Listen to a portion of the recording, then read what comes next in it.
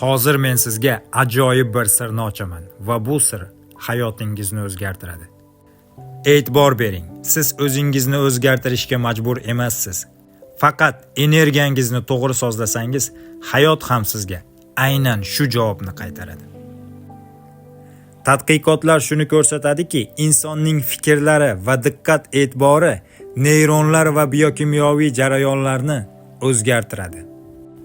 Masalan, doimiy ravishda kamchilik va muammolar haqida o'ylasangiz, miya stress gormonlarini ishlab chiqaradi va hayotingizda qiyinchiliklar hosil bo'ladi.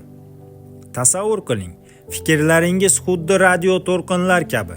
Siz qaysi stansiyaga qo'ysangiz, aynan shu qo'shiq yangraydi. Qayg'uli, tashvishli yoki quvonchli. Shu bois fikrlaringiz va energiyangizni to'g'ri stansiyaga sozlash bu juda muhim. Har kuni 1 daqiqa ajrating. Nima uchun minnatdor ekanligingizni his qiling. Ichki energiyangizni his qilib ko'ring. Diqqatingizni ijobiy fikrlarga qarating. Shu yo'l bilan miyangiz va tanangiz o'zgarishlarsiz ham o'zgaradi. Eng qiziq tomoni shundaki, bu jarayonda siz o'zgarishga majbur emassiz. Faqat energiyangizni sozlaysiz xolos va hayot ham shu javobni qaytaradi. Shu lahzada o'zingizga savol bering. Men qaysi to'lqinda turibman va bu men uchun qoniqarlimi?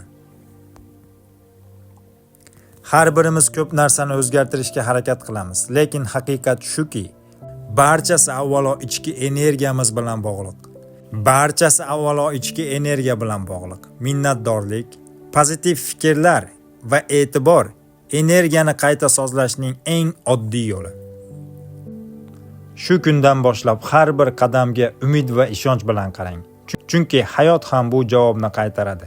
Agar bu video sizni ilhomlantirgan bo'lsa, kanalga obuna bo'ling va har kuni o'zingizning energiyangizni sozlashni boshlang.